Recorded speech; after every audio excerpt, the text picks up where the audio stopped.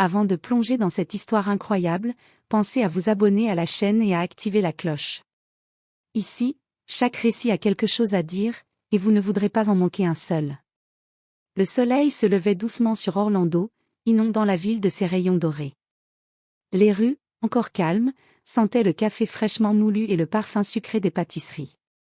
Dans un hôtel chic non loin des attractions touristiques, la famille Johnson venait de s'installer pour ce qui devait être leurs vacances les plus mémorables depuis des années.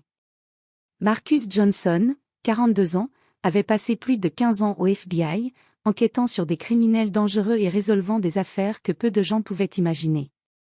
Mais ici, à Orlando, il voulait juste être un père et un mari, pendant quelques jours. À ses côtés, sa femme Lisa, élégante et toujours attentive, essayait de sourire malgré le stress du voyage, et leurs 2 enfants, Mia, 16 ans, et Ethan, 12 ans, exploraient avec émerveillement la piscine et les jardins tropicaux de l'hôtel. Ce matin-là, après un petit déjeuner au buffet, la famille se dirigeait vers la piscine pour profiter du soleil. Les rires des enfants résonnaient tandis que Lisa s'installait sur une chaise longue, un livre à la main. Marcus, quant à lui, observait discrètement les alentours, une habitude née de ses années dans le FBI, vigilance constante, même en vacances. Soudain, le bruit strident d'une sirène brisa l'air paisible. Une voiture de police noire et blanche se gara brusquement devant l'hôtel. 2 officiers descendirent, leurs visages fermés et tendus. L'un d'eux, manifestement agacé, pointa la famille du doigt. « Vous. Sortez de là. Maintenant. » Lisa, stupéfaite, recula instinctivement. « Excusez-moi ? Nous n'avons rien fait. Nous sommes en vacances. » Mais les officiers ignoraient ces protestations. Sans explication, ils approchèrent, menottant Marcus et Lisa devant les enfants qui hurlaient de peur. Ethan chercha à protéger sa sœur, tandis que Mia tentait de comprendre ce qui se passait. Les autres touristes s'étaient arrêtés, choqués par la scène. Marcus resta calme. Son esprit analysait chaque détail, les noms des officiers sur leurs badges, leur langage corporel, leurs erreurs tactiques. Il savait que céder à la panique ne ferait qu'aggraver la situation. Ce que ces policiers racistes et arrogants ignoraient, c'est que Marcus Johnson n'était pas un citoyen ordinaire. Agent du FBI depuis 15 ans, formé à gérer les crises extrêmes, il était prêt à tout pour protéger sa famille. Alors qu'on les escortait vers la voiture de patrouille, Marcus jeta un dernier regard à Lisa et aux enfants. Dans ce regard se lisait la promesse silencieuse, il ne laisserait personne, pas même la police, nuire à sa famille sans conséquence. Les vacances qui devaient être paisibles venaient de se transformer en cauchemar. Et ce cauchemar ne faisait que commencer. La voiture de patrouille filait sur la route, les sirènes éteintes mais les gyrophares toujours allumés, projetant des éclats rouges sur le visage crispé de Marcus. À l'arrière, Lisa serrait Mia et Ethan contre elle. Les enfants, les yeux écarquillés et tremblants, ne comprenaient pas pourquoi leurs parents étaient traités ainsi. « Papa, pourquoi ils font ça ?» murmura Ethan, sa voix à peine audible. Marcus posa une main rassurante sur l'épaule de son fils. « Calme-toi, Ethan. Respire. On va s'en sortir. » Leurs mots tombèrent dans le silence froid du véhicule, seulement interrompu par le bruit régulier des pneus sur l'asphalte. Marcus observait les policiers à travers le rétroviseur intérieur. Chaque geste, chaque hésitation révélait leur amateurisme et leurs préjugés. Il savait exactement comment tourner cette situation à son avantage, mais il devait rester calme pour ne pas mettre sa famille en danger. Arrivé au commissariat, la famille fut conduite dans une petite salle d'interrogatoire, éclairée par une lumière crue qui accentuait chaque ride et chaque expression de colère. L'un des officiers, un homme trapu et visiblement raciste, s'assit en face d'eux, croisant les bras. « Alors, on a une petite famille suspecte, hein ?» lança-t-il avec un sourire moqueur. « Vous pensez pouvoir passer inaperçu ici ?» Lisa sentit sa colère monter mais la réprima. « Nous n'avons rien fait. Nous sommes juste en vacances. » « Vous vous trompez. » Marcus prit la parole, calmement mais avec autorité. « Je vous conseille de vérifier vos informations avant de continuer à nous traiter ainsi. Mon nom est Marcus Johnson, et je peux vous assurer que votre erreur pourrait vous coûter cher. » Le policier ricana. « Et vous êtes qui, exactement ? Un avocat? Marcus ne sourit pas. Il savait que révéler qu'il était agent du FBI sur le moment pouvait être risqué, mais il devait aussi protéger sa famille. Alors, il se contenta d'un regard glacial et dit. Je vous ai prévenu. Vérifiez vos dossiers. Vous verrez qui vous avez devant vous. Un autre officier entra alors avec un ordinateur portable, visiblement nerveux. Il commença à taper les noms et l'adresse de la famille dans le système. Les minutes passèrent comme des heures. Chaque tic nerveux des policiers renforçait la tension dans la pièce. Les enfants se blottissaient contre leur mère, tremblants, tandis que Marcus observait chaque mouvement. Puis, le visage de l'officier changea. Ses yeux s'écarquillèrent. Il se tourna vers son collègue, incapable de parler au début.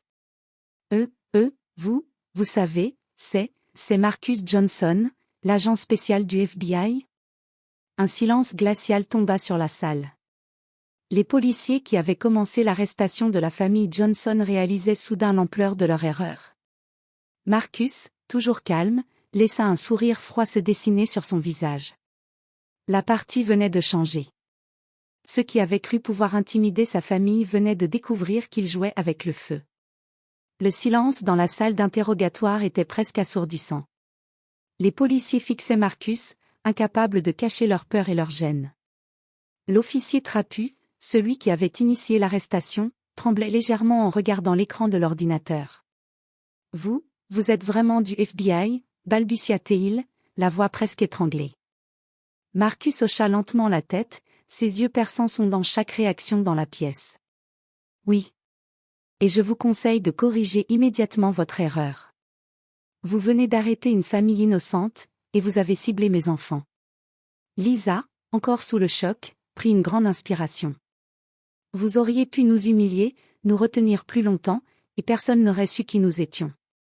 Comment pouvez-vous agir ainsi ?» Sa voix tremblait, mais elle était ferme.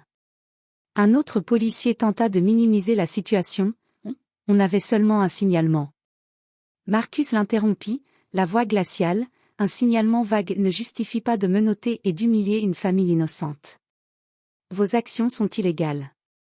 Vous êtes sur le point de créer de gros problèmes pour vous-même. » L'officier principal, maintenant pâle, commença à bégayer. « Nous ne savions pas, nous pensions juste. » Marcus se leva doucement, mais avec une présence imposante. Il s'approcha de la porte, regardant les officiers droit dans les yeux. « Vous allez immédiatement retirer toutes les accusations, libérer ma famille et rédiger un rapport complet sur votre comportement.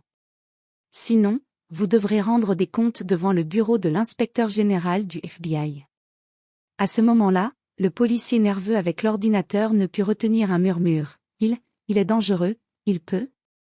Marcus retourna vers ses enfants et sa femme. « Vous êtes en sécurité maintenant.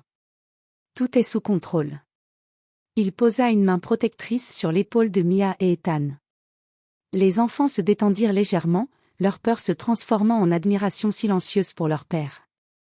Quelques minutes plus tard, les menottes furent retirées et un officiel du commissariat, plus âgé et respectueux, vint présenter des excuses. « Monsieur Johnson, nous nous excusons pour cette erreur. » Marcus hocha la tête, mais son regard restait sévère. « Je vous conseille d'en tirer des leçons. Ma famille n'est pas un jeu, et aucune erreur comme celle-ci ne doit se reproduire. » Alors que la famille quittait le commissariat, Marcus observait les policiers derrière lui. Il savait que ce qui venait de se passer resterait gravé dans leur mémoire. Il venait d'apprendre à leurs dépens qu'on ne joue pas avec un agent du FBI, et encore moins avec sa famille. Dehors, le soleil brillait à nouveau, mais la famille Johnson avait compris que même en vacances, le monde pouvait être dangereux. Et que certaines leçons, bien que dures, étaient nécessaires pour survivre. Quelques heures après leur libération, la famille Johnson était de retour à l'hôtel, mais l'atmosphère était tendue. Marcus avait demandé à Lisa et aux enfants de rester à l'intérieur de la chambre pendant qu'ils prenaient les choses en main. Son esprit, affûté par des années d'enquête et de situations à haut risque, ne laissait rien au hasard. Il contacta immédiatement ses supérieurs au FBI pour signaler l'incident.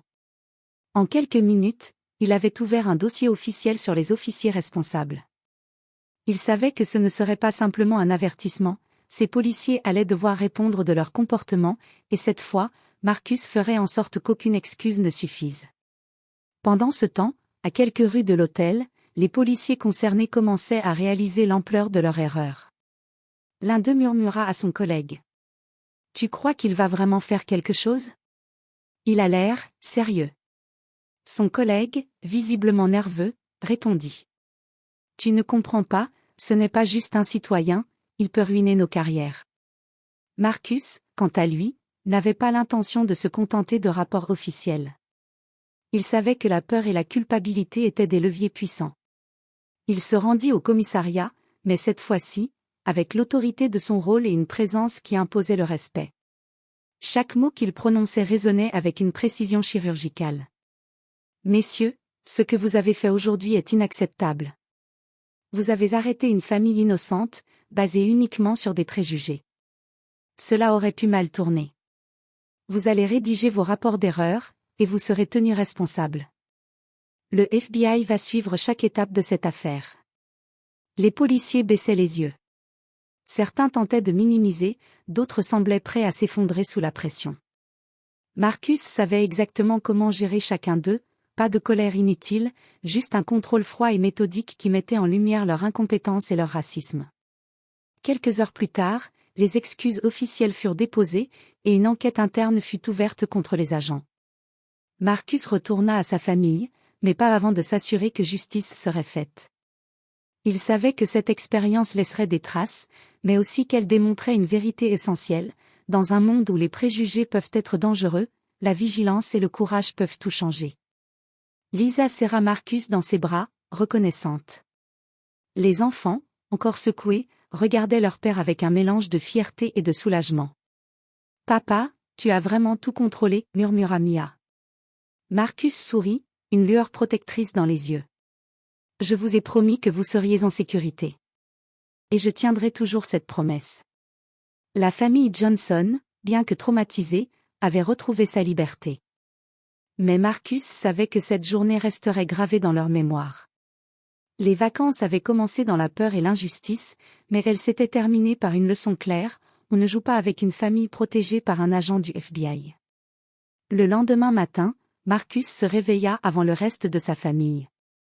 Il avait décidé que cette affaire ne devait pas seulement se terminer par des excuses, les policiers responsables de l'arrestation injuste allaient comprendre que leurs actions avaient de vraies conséquences.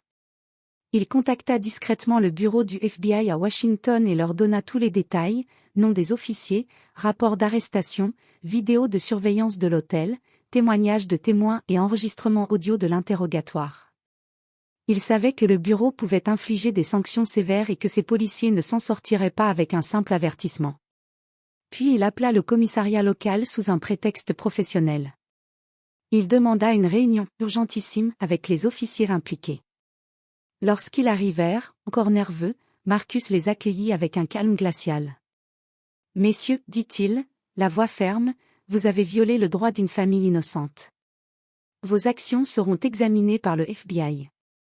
Chaque mot que vous avez prononcé, chaque geste que vous avez fait, est documenté. Et croyez-moi, cela aura des conséquences. » Les policiers blêmirent.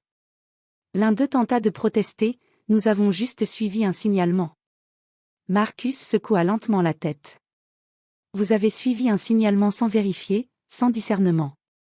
Vous avez laissé vos préjugés dicter vos actions. Et maintenant, vous allez répondre de vos actes. » Quelques jours plus tard, les sanctions tombèrent. 2 des officiers furent suspendus avec enquête disciplinaire, et le commissariat dut publier un communiqué officiel pour reconnaître l'erreur et présenter des excuses publiques. L'affaire fit même le tour des médias locaux, exposant l'injustice et l'arrogance des policiers. Marcus, de retour à l'hôtel avec sa famille, regarda Lisa et les enfants jouer au bord de la piscine. Le soleil brillait, mais cette fois, un sentiment de justice flottait dans l'air. Les vacances avaient été marquées par la peur et l'injustice, mais elles s'étaient conclues par une leçon claire: le courage, la vigilance et la vérité triomphent toujours. Mia s'approcha de son père, un sourire mêlé de soulagement et d'admiration sur le visage. « Papa, tu as sauvé notre famille, et tu les as vraiment fait payer pour ce qu'ils ont fait. » Marcus sourit doucement, la main sur l'épaule de sa fille. Ce n'est pas la vengeance que j'ai recherchée. C'est juste, la justice. La famille Johnson savait désormais une vérité essentielle, même face à l'injustice et aux préjugés, rester fort, protéger ceux qu'on aime, et faire respecter la vérité peut changer le cours des choses. Et Marcus Johnson, agent du FBI, venait de le démontrer de la manière la plus éclatante.